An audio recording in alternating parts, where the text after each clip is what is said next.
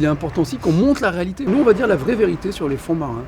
Et les fonds marins de Cannes, je suis désolé, c'est pas un égout quoi. Cette baie, moi je leur suis amoureux depuis que je suis gamin. Si c'est sale, c'est parce qu'il y a des gens qui polluent, il faut les sanctionner. On nettoie avec l'argent des contribuables, ce qui n'est pas dans nos compétences premières, on le fait quand même. On n'est pas obligé, je pense que toutes les villes ne le font pas. C'est donc le problème, on ne le sous-estime pas.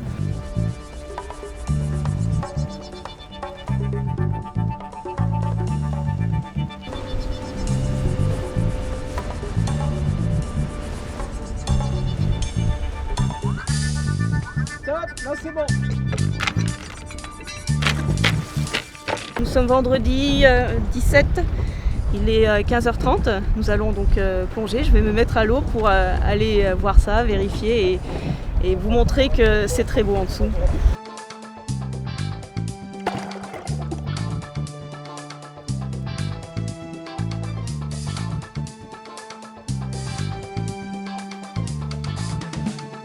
Les fonds sous-marins cannois sont très beaux, il y a beaucoup de trésors cachés, il y a aussi des problèmes, nous ne les nions pas. Mais nous sommes proactifs et chaque année, au mois d'avril, nous nettoyons la baie avec des équipes de plongeurs. Il ne faut pas faire d'un épiphénomène une généralité.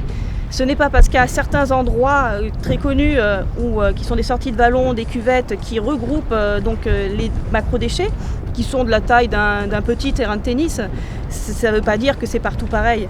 Loin de là, ce sont des cas isolés et c'est donc là que nous concentrons des efforts pour nettoyer.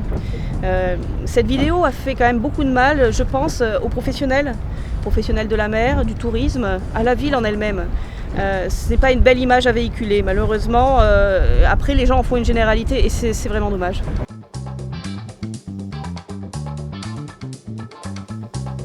À Cannes, comme partout ailleurs, sur les villes littorales, il y a des macrodéchets, ça c'est indéniable. Souvent, ils sont concentrés dans des zones et un nettoyage peut être fait et les supprimer assez rapidement. Mais ce sera quand même un travail de longue haleine. Après, il n'y a pas seulement la pollution par les macrodéchets, il y a également la micropollution, celle que l'on ne voit pas, qui est plus insidieuse. Et nous, depuis 2010, nous faisons des analyses assez régulièrement. Et il semblerait que depuis la mise en place de la station d'épuration, qui est ultra performante, c'est une nanofiltration, la qualité de l'eau d'un point de vue micro-polluant s'améliorerait. On trouve moins d'hydrocarbures, moins de PCB, etc. Donc en fait, tout ça, ce sont des résultats qui sont assez encourageants.